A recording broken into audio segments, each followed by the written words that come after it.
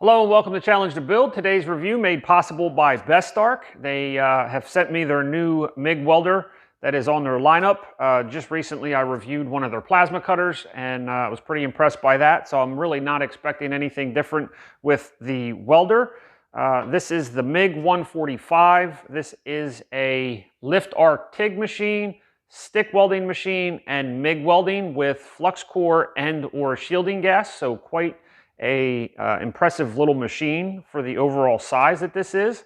This is also a dual voltage machine, so it does 110 volts and 220 volts with the supplied adapter. It is already wired for 110 volts, so by using the adapter you can go to 220 volts, which should give us the ability to weld that 1/4 inch thickness that is advertised. They advertise this to be able to weld up to 7 millimeters, which is slightly larger than a 1/4 inch. So I'm interested to see how that works. If you are an occasional DIYer and or someone that has had interest in getting into welding but don't have a lot of money to spend to see if you like it, this gives you a really good way to get into it with not spending a lot of money. Everything you see here, minus the helmet, can be purchased for well under $200. So that is pretty impressive also. They supply you with the gas hose, a stick welding stinger, the MIG welding torch, and the ground clamp, along with 2 1-pound spools of welding wire. One of them is solid, and then the other one is flux core. They also give you a little shoulder strap, just in case you want to keep the mobility there, because the torch is rather short. It's probably only about a 5-foot lead, so you're going to stay really close to the machine. They also give you a little bit of Teflon tape, an additional wire roller, and some replacement tips for the MIG welding torch. You're going to want to spend some time and read through the user manual for this machine because it will help you in the setup process for each individual welding process. And in the back there is a little bit of information regarding just welding procedures for different techniques. The overall size is rather impressive for what it's claiming it can do.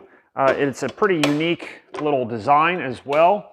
This is the first welder that I've seen that has like a flip up top. It will only hold a max of 2-pound spools because they go this way and then feed through the feeder this way. So that's relatively different for a welder.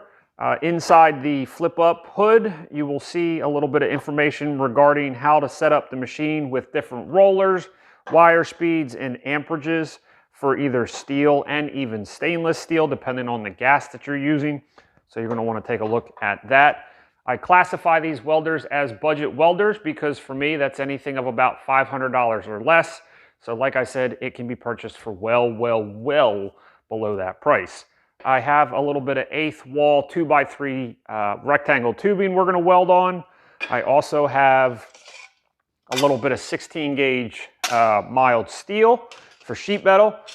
And considering that this does up to 7 millimeters, I will have to grab a piece of 1/4 inch and we'll run a bead on that to see what happens also. So that is going to be the extent for this video. Give me a second, let me get it set up, and we'll run some welds and we'll see what this thing's all about. So for the welding portion of this video, because of previous reviews I've done for welders, it seems like a lot of people have the interest in flux core welding. So that is primarily what I'm going to focus on. For the majority of it, I'm going to use 110 volts. And then once we get into the heavier thickness of the 1/4 inch that I mentioned, I will switch over to 220 volts to really put the full power of this to use.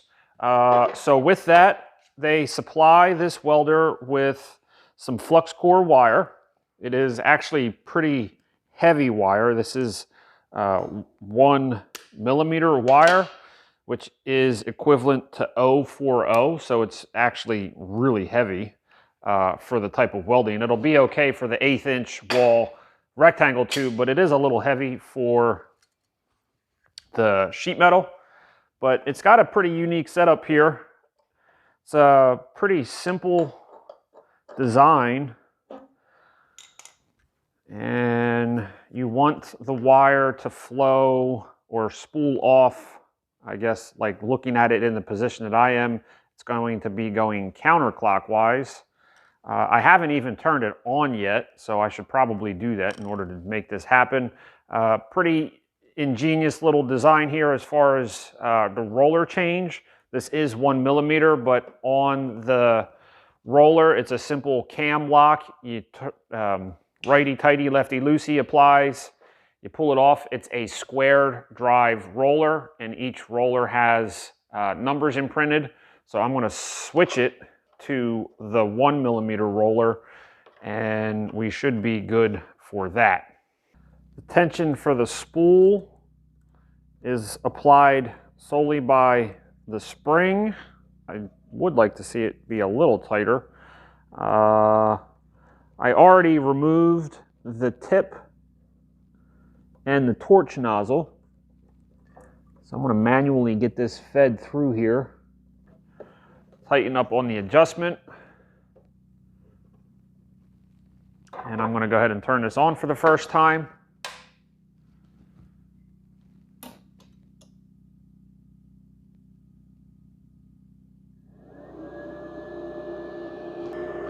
And for these review videos, I pull these out of the box and then go right into reviewing them. So I have I've had no time to mess with this welder until now. So this is a trial run. And the display is extremely crystal clear, and I like how it's all set up. Green pointers and everything is highlighted very crisp. This is also a synergic style welder, so I'm going to go ahead and switch this over to MIG, which it already was. It's already preset at 040. I will give you a close-up of the display here in just a second. Gasless, which is flux cord. We're going to go to a 2T. By pushing the knob, it changes it from synergic to not being synergic. So we're going to leave it in the synergic, so this way here it controls the amperage and the wire speed all in one turn of the dial. And here we go for the first push of the button. Seems like it's going really slow, but we'll find out. I wonder what this does. There's a red button here. Normally they say don't push the red button, but in this case, if you're feeding, you push the red button. This is also why you're supposed to read the instructions. There's the red button, push the red button to help feed. That's cool. There it is. All right, I like it. When I removed the tip, I did notice it's a 0.08. So I am going to go look at the tips that we have to replace it. When you're flux core welding, you don't necessarily need to have the nozzle on there, but it will help in keeping it from gumming up and kind of making this all a mess. So I am going to put the nozzle back on for the flux cord. Give me 1 second. They do supply you a handy dandy little tool for these tips, which is going to come into play right now. Nice and tight. Put the torch nozzle back on, and we are now ready, or almost ready, to weld. One thing to keep in mind where reading the instruction manual comes into play is how to set this welder up for each individual process. For flux cord welding, MIG welding, I know it's kind of like psychological as like counterintuitive, but this little extra plug here on the front, because this is a multi-process welder, you have to change where this goes for what process you're doing. So for flux cord, it actually goes on the negative lug here, and your ground cable actually goes on the positive lug for flux core. If it was gas welding with shielding gas, it would be reversed. So now I am fully ready to rock and roll with welding. So let me clean this up. The fan shut off, which is cool. And first up is the 1/8 inch rectangle tubing. Let's see what that does.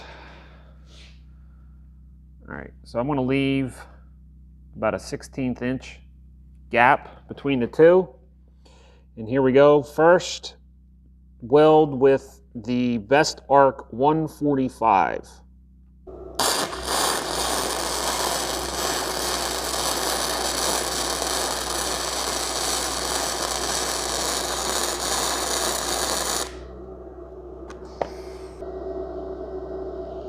Let's try that again.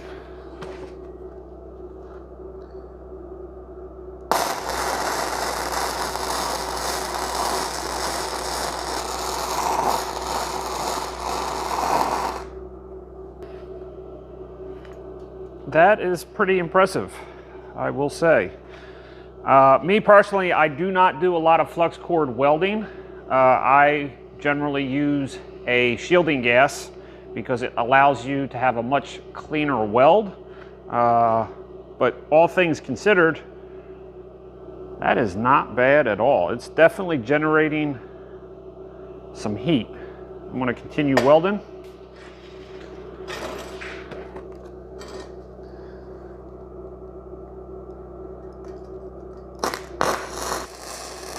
This is my first time welding with this machine, and it's doing the job.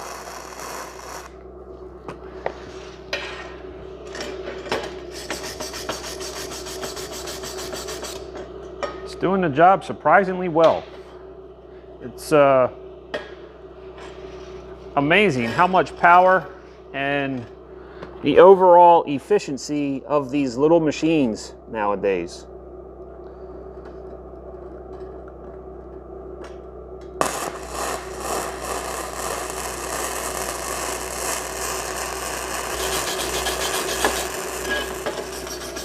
Other than my first little bobble there, I mean, that is really quite impressive.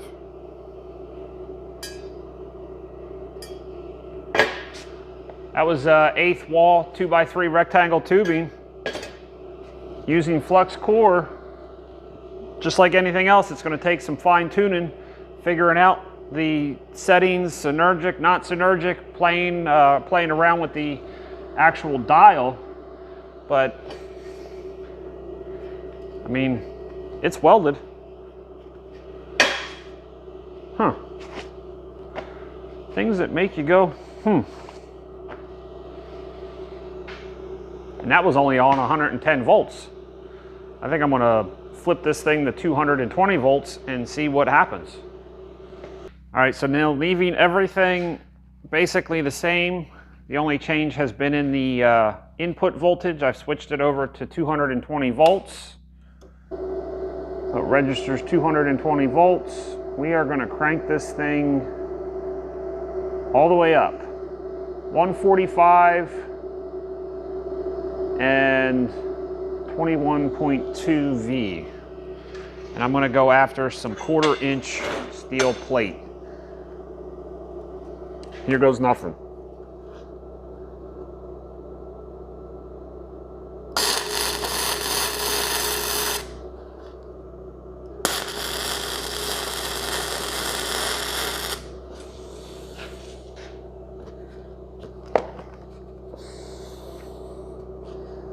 All right, little guy, let's do it.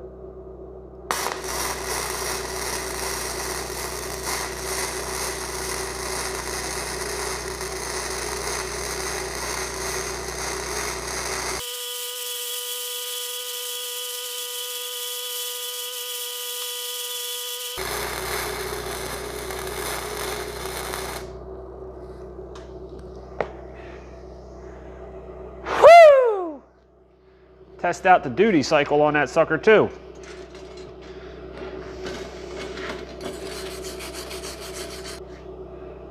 She's generating heat with the proper prep. Putting a little V groove on that thing. That is incredible, and I'm really going to test this thing out. I'm going to, after I weld the other side, I'm going to go ahead and cut through this thing, and so we can get an inside depth look at how well it actually did.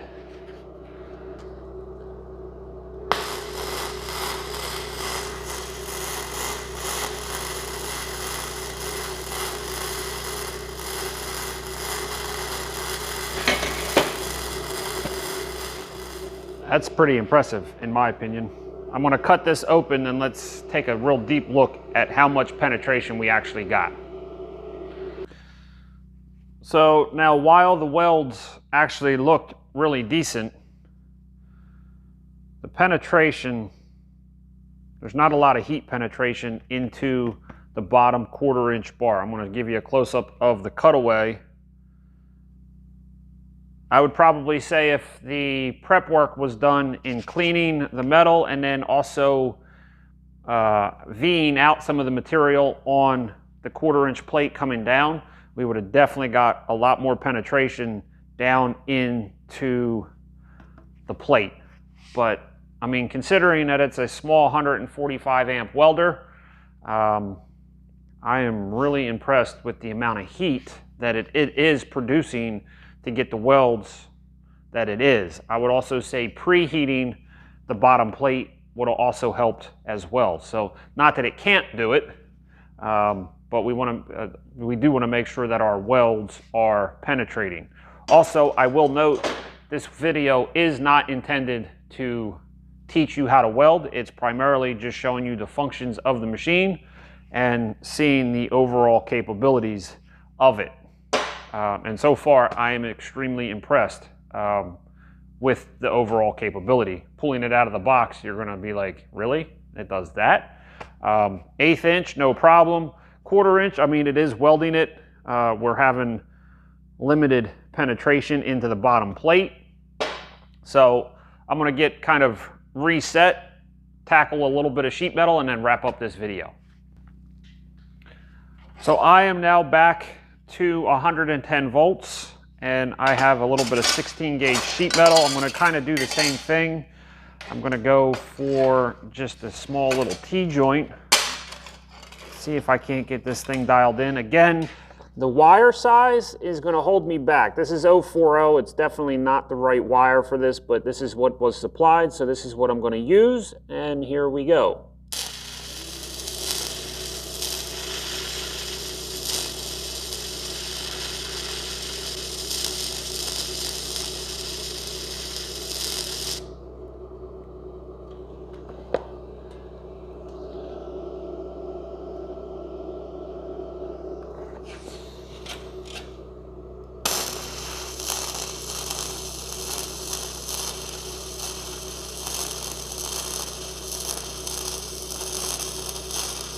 Again, it's going to just require a little bit of trial and error to try to figure out the adjustments, especially if you are just learning how to weld.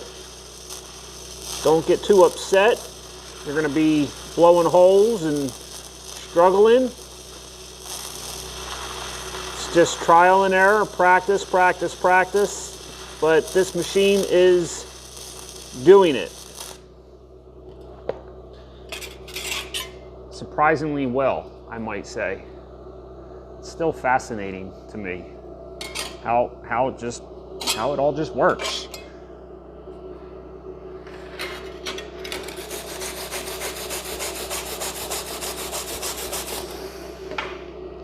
So I'm running this Synergic 72, I guess, amps, and then 17.6. Definitely getting some penetration down on the bottom.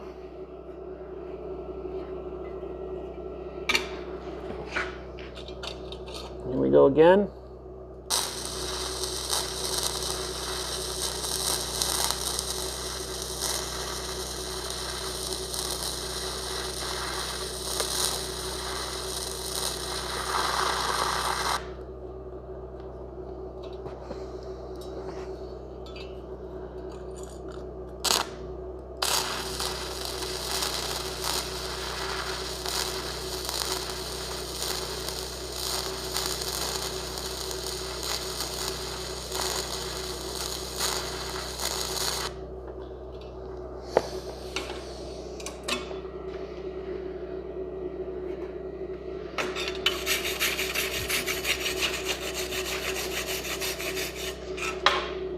I mean, I'm sold.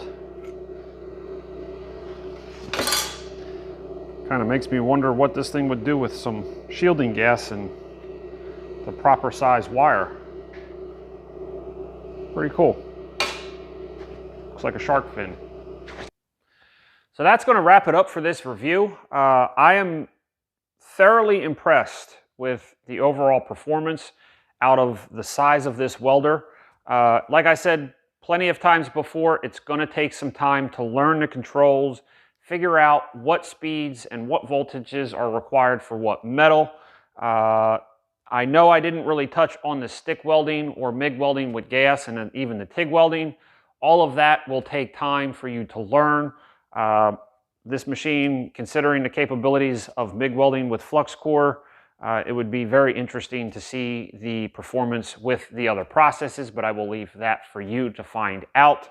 For the price, I mean, can't really ask for much more than what it was performing with. And with that, hopefully I was able to give you enough information to make an informed purchase decision. I want to say thank you for watching. I also want to say thank you to BestArc for sending me this welder. And with that, get out there, go challenge your build, and I will see you in an upcoming video and/or review.